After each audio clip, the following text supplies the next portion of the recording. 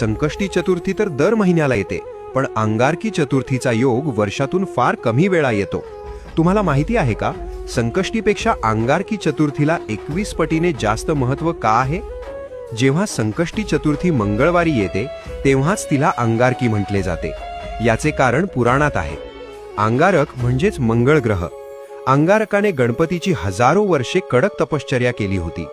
त्याच्या भक्तीने प्रसन्न होऊन बाप्पाने त्याला वरदान दिले, आजपासून जो वार तुझा आहे म्हणजेच मंगळवार, त्या दिवशी जर चतुर्थी आली तर ती तुझ्या नावाने म्हणजेच अंगारकी म्हणून ओळखली जाईल.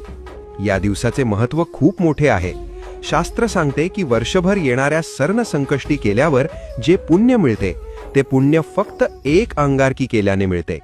ज्यांच्या पत्रिकेत मंगळ दोष आहे किंवा ज्यांना कर्जातून मुक्ती हवी आहे त्यांच्यासाठी हा दिवस सुवर्ण संधी असतो.